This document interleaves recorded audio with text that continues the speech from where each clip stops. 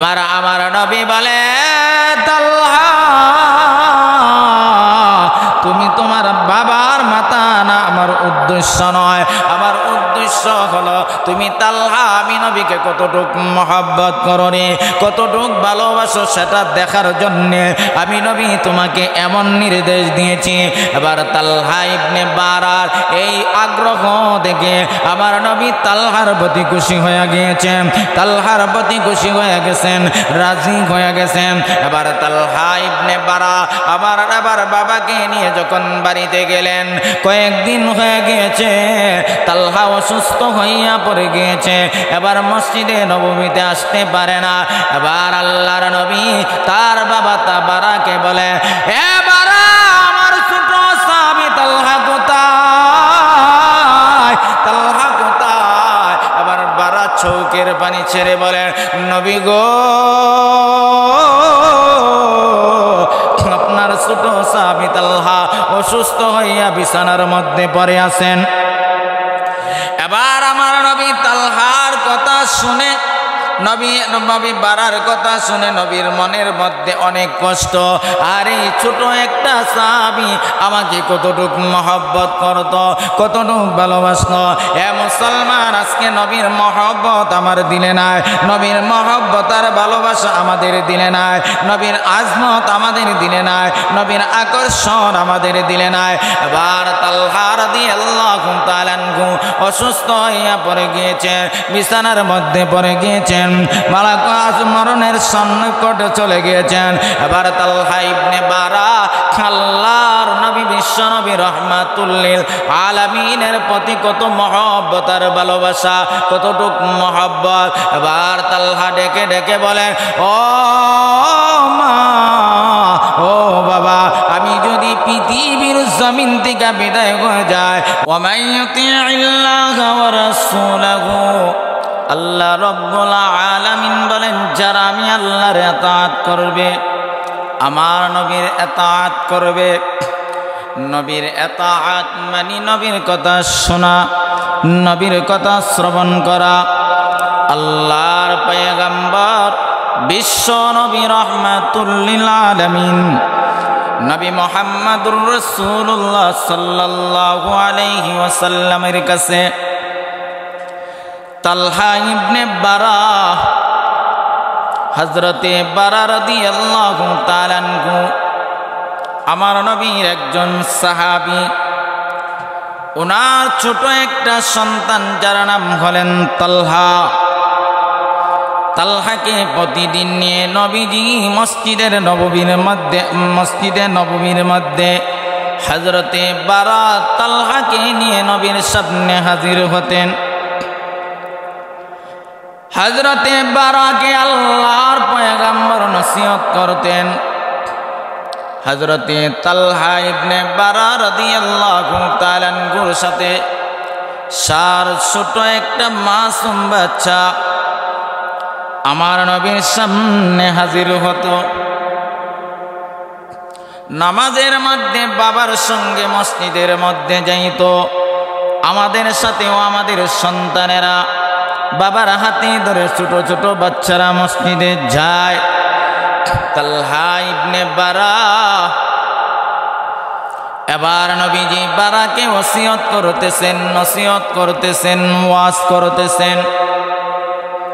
এবার সন্তানকে নিয়ে যখন আল্লাহর পয়গম্বরের সাহাবী হযরতে তালহা ইবনে বারা রাদিয়াল্লাহু তাআলা আনহু বাড়িতে রওনা হয়ে যাবে, এমন সময় তালহা ডেকে ডেকে বলেন, বাবা গো, আপনাকে নবীজি ওয়াজ করেছেন, আমি প্রতিদিন আপনার সঙ্গে আসি, আমাকে কেন নবী ওয়াজ করেন নাই? এবার হযরতে তালহা রাদিয়াল্লাহু তাআলা আনহু আমার নবীকে গিয়া বলেন, পয়গম্বর আমার, আমি প্রতিদিন আমার বাবার সাথে আসি, আপনি আমার বাবাকে ওয়াজ করেছেন, নসিহত করেছেন, আমাকে কেন করেন নাই? এবার আল্লাহর নবীর কাছে তালহা রাদিয়াল্লাহু তাআলা আনহু এবার পয়গম্বরকে বললেন, আমার নবী বললেন, তালহা তোমাকে আমি এই মুহূর্তে এমন একটা ওয়াজ করব, সেই ওয়াজটা তুমি মানতে পারবে কিনা? হযরতে তালহা বলেন, ইয়া রাসূলুল্লাহ, ইয়া হাবিবাল্লাহ, নবী গো, আমি আপনার কথা 100% মানব, আমি নবীর কথা শুনব। নবীকে মহব্বত করা মানে নবীর কথা শোনা। হযরতে তালহাকে এবার আমার নবী বললেন, তাহলে তুমি তরবারি হাতে নাও, এই মুহূর্তে তোমার বাবার মাথাটা দেহ থেকে আলাদা করে দাও। এটা হলো আমি নবীর নির্দেশ। ভাইয়েরা, এবার হযরতে তালহা নবী যখন নির্দেশ দিলেন, তালহা রাদিয়াল্লাহু তাআলা আনহু নবীর নির্দেশ পাওয়ার সঙ্গে সঙ্গে তরবারি হাতে নিয়ে বাবার মাথা আনার জন্য রওনা হয়ে গিয়েছে। এবার আমার নবী বলে, তালহা, তুমি তোমার বাবার মাথা আনা আমার উদ্দেশ্য নয়। আমার উদ্দেশ্য হলো তুমি তালহা আমি নবীকে কতটুকু মহব্বত করো রে, কতটুকু ভালোবাসো সেটা দেখার জন্যে আমি নবী তোমাকে এমন নির্দেশ দিয়েছি। এবার তালহা ইবনে বারার এই আগ্রহ দেখে আমার নবী তালহার প্রতি খুশি হয়ে গিয়েছেন, তালহার প্রতি খুশি হয়ে গেছেন, রাজি হয়ে গেছেন। এবার তালহা ইবনে বারা আবার বাবাকে নিয়ে যখন বাড়িতে গেলেন, কয়েকদিন হয়ে গিয়েছে, তালহা অসুস্থ হইয়া পড়ে গিয়েছে।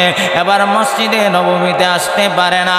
এবার আল্লাহর নবী তার বাবা বারাকে বলে, এ বারা, আমার ছোট সাহাবী তালহা কোথায়? তালহা কোথায়? এবার বারা চৌকের পানি ছেড়ে বলে, নবী গো,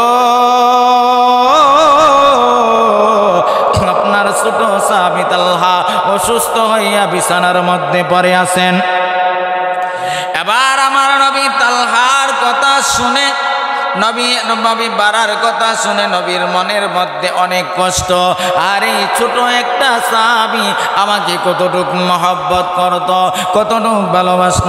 এ মুসলমান, আজকে নবীর মহব্বত আমার দিলে নাই, নবীর মহব্বত আর ভালোবাসা আমাদের দিলে নাই, নবীর আজমত আমাদের দিলে নাই, নবীর আকর্ষণ আমাদের দিলে নাই। এবার তালহা রাদিয়াল্লাহু তাআলা আনহু অসুস্থ হইয়া পড়ে গিয়েছে, বিছানার মধ্যে পড়ে গিয়েছেন, মালাকুল মরণের সন্নিকটে চলে গিয়েছেন। এবার তালহা ইবনে বারা আল্লাহর নবী, বিশ্ব নবী রাহমাতুল লিল আলামিনের প্রতি কত মহব্বত আর ভালোবাসা, কতটুকু মহব্বত। এবার তালহা ডেকে ডেকে বলেন, ও মা, ও বাবা, আমি যদি পৃথিবীর জমিন থেকে বিদায় হয়ে যায় রাত্রিবেলা, তাহলে আমার নবীকে আপনারা সংবাদ দিবেন না।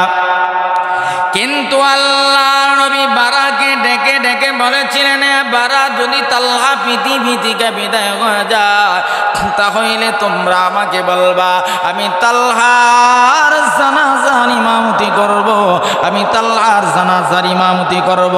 কিন্তু তালহা সন্ধ্যা রাত্রিতে পৃথিবীর জমিন থেকে বিদায় হয়ে গিয়েছে। বিদায় হওয়ার আগে মাকে বলেছেন, বাবাকে বলেছেন, বাবা গো, আমি যদি পৃথিবী থেকে বিদায় হয়ে যায় তাহলে আল্লাহর নবীকে বলবেন না, নবী আমার জানাজার জন্য যদি রাত্রিবেলাতে আসে, আমাদের বাড়ির পাশে ইহুদি খ্রিস্টানদের বাড়ি, তারা আমার নবীর উপর আক্রমণ করতে পারে গো। আর আমার জানাজার মধ্যে অংশগ্রহণ করার কারণে যদি আমার নবী, বিশ্ব নবী রাহমাতুল লিল আলামিন ইহুদির কাছে ইহুদির কাছে আঘাতপ্রাপ্ত হয়ে যায়, ইহুদিরা আমার নবীকে আক্রমণ করে, তাহলে কিয়ামতের কঠিন ময়দানে আমি তালহা আশিকে রাসূল হইয়া দাঁড়াইতে পারবো না, নবীর সামনে দাঁড়াইতে পারবো না। আমার নবী আমার জন্য কষ্ট পাবে, আমার নবী আমার জন্য কষ্ট পাবে, আমার নবী আমার জন্য কষ্ট পাবে। আমি তালহা দুনিয়া তো মেনে নিতে পারি না, পরকালেও আমি মেনে নিতে পারবো না।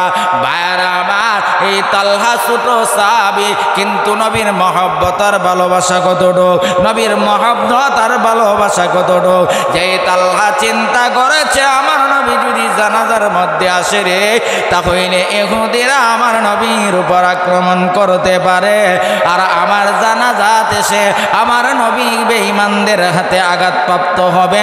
কিয়ামতের কঠিন ময়দানে আমি তালহা আল্লাহর আদালতে দাঁড়াইতে পারবো না।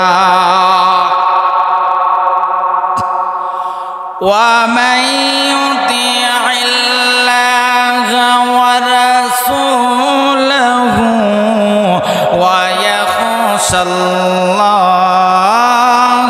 ويتقه فأولئك هم الفائزون।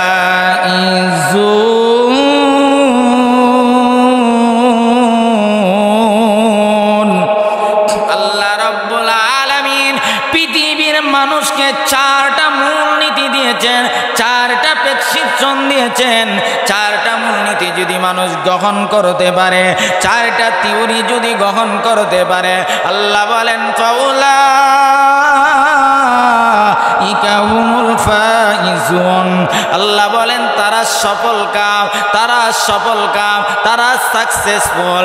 আল্লাহ অন্য আয়াতের মধ্যে বলেন ফামান যুহজিআ আনিন নার ওয়া উদখিলাল জান্নাতা ফাকাদ ফাজ।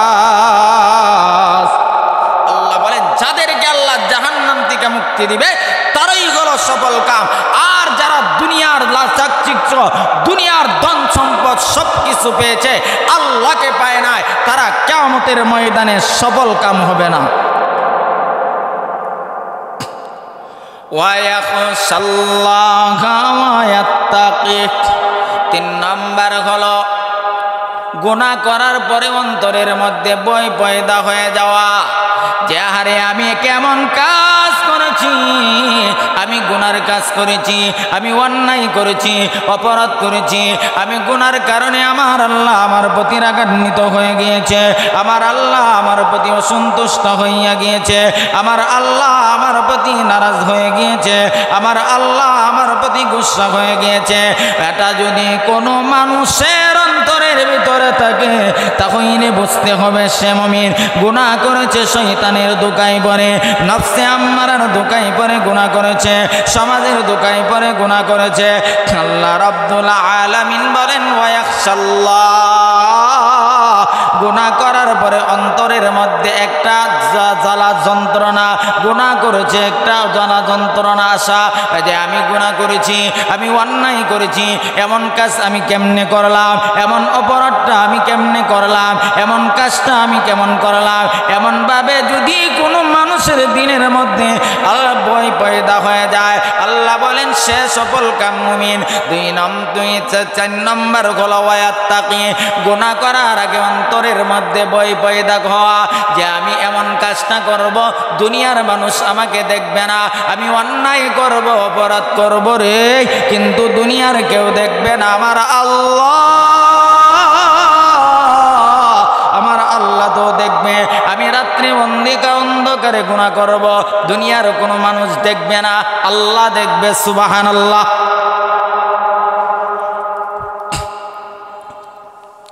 যখন আমি গুনাহ করার ইচ্ছা পোষণ করব, যে আমি এই গুনাহটা করলে দুনিয়ার কোনো মানুষ আমার গুনাহ দেখবে না, দুনিয়ার কোনো মানুষ জানবে না, গুনাহ করলে পৃথিবীর কেউ বাধা দিবে না, কিন্তু যখন অন্তরের মধ্যে এইটা ধারণা করব যে দুনিয়ার মানুষ কেউ না দেখুক, কিন্তু আমার আল্লাহ রাব্বুল আলামিন দেখতেছে, ওই ভয় নিয়ে যখন মানুষটা গুনাহ ছেড়ে দিবে তখন মানুষটা আল্লাহর ওলিতে রূপান্তরিত হয়ে যাবে। সুবহানাল্লাহ।